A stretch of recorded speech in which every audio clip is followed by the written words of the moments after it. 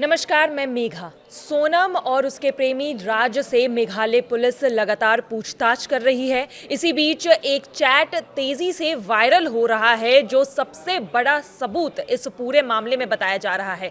क्या है वो चैट, उस चैट में क्या बातचीत हुई है, इसी मामले पर आज हम चर्चा करेंगे। चर्चे में हमारे साथ जुड़ चुके हैं मयंक, जो ये चैट की चर्चा हो रही है और जो सबसे बड़ा सबूत अभी तक बताया जा रहा है इस मामले में, वो क्या है?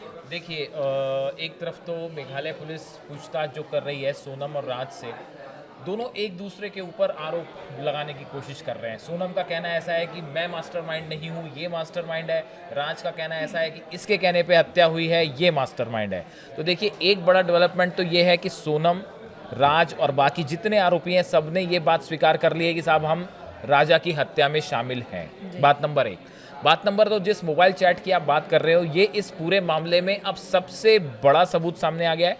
और इससे ये साफ बात होती है कि सोनम इस पूरे मामले की मेन कंस्पिरेटर जो थी, साजिश करता, वो सोनम है। देखिए, सोनम ने एक मैसेज भेजा है राज को मोबाइल पे, जो सोनम के पास दूसरा मोबाइल था उससे ये मैसेज भेजा गया और उसमें लिखा था, मैं थक गई हूँ, इसे मार डाल वरना मैं मर जाऊंगी।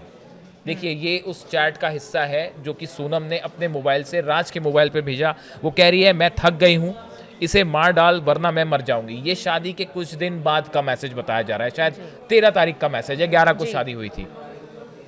इस मैसेज में जो बात अब निकल के सामने आ रही है, इसकी चैट जो वायरल हुई है, जो सामने आई है, उस चैट में ये भी बात है कि ऐसा लगता है जैसे इमोशनल ब्लैकमेल करने की, इमोशनल कार्ड खेल रही थी सोनम जो है राज के साथ। और उसने इस तरह की बातें भी चैट में पहले की थी कि राजा मेरे करीब आने की कोशिश कर रहा है, ये मुझे बिल्कुल पसंद नहीं है। और उसके बाद ये मैसेज आता है कि मैं थक गई हूँ, उसे मार डाल वरना मैं मर जाऊंगी। तो एक प्रकार से सोनम जो है वो राज को इमोशनल ब्लैकमेल कर रही थी कि राज किसी भी सूरत में राजा को मार डालो वरना मैं सुसाइड कर लूँगी। अभी इसमें एक बड़ी इंटरेस्टिंग बात और निकल के सामने आई है कि जो सोनम है उसको लेके कुछ अजीब से दावे सामने आए हैं कि सोनम एक ऐसी लड़की थी जो छोटी छोटी बातों पे नाराज़ हो जाया करती थी।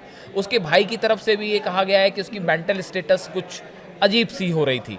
तो इससे ये बात अंदाज़ा लग रहा है, ये बात राज ने भी बताई है मेघालय पुलिस को, कि सोनम बहुत ज़्यादा गुस्सा हो जाया करती थी, इतना ज़्यादा गुस्सा होती थी कि उसे कंट्रोल करना भी मुश्किल था।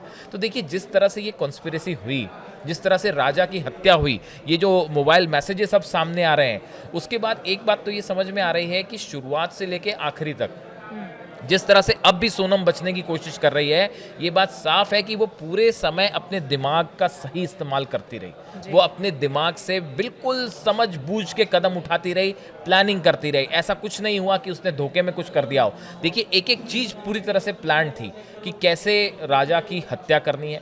बल्कि देखिए, जिस दिन हत्या हुई, ये बात मेघालय पुलिस से पूछताछ में निकल के आई है कि जिस दिन हत्या हुई उस वक्त मौसम बहुत ख़राब था और शायद ये हत्यारे जो थे वो इस पोजीशन में नहीं थे वहाँ पहुँचने पे। जो सुपारी किलर्स इन्होंने हायर किए थे या जो राज के दोस्त थे, वो इस पोजीशन में नहीं थे कि वहाँ पे आसानी से पहुँच पाएँ। तो उन्होंने कुछ अपना प्लान वो डिले भी करना चाहते थे, लेकिन सोनम ने कहा कि अगर आज नहीं मारा तो फिर मौका नहीं मिलेगा, तो हर सूरत में राजा को आज ही मारना है। खाई में धक्का देने में भी उसकी भूमिका रही कि राज पे जब हमला हुआ, राजा पे हमला हुआ, उसके बाद धक्का देने में भी सोनम की भूमिका रही। तो ऐसे बड़े सारे खुलासे हो रहे हैं।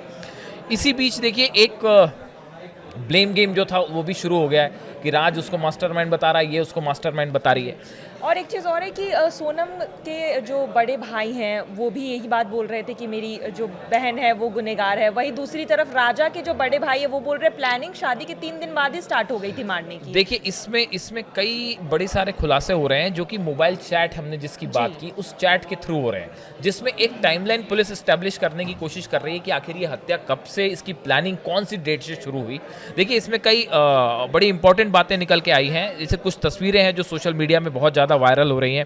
एक बेडरूम की तस्वीर है, ये सोनम के बेडरूम की तस्वीर है जो वायरल हो रही है, जिसमें बेडरूम काफ़ी सजा हुआ लग रहा है। बताया जाता है कि अभी भी वो बेडरूम उसी हालत में छोड़ दिया गया है जिसमें आई लव यू लिखा हुआ है। और सोनम का जो बेडरूम था वो राजा ने बिल्कुल उसी तरह तैयार किया था जैसे सोनम चाहती है।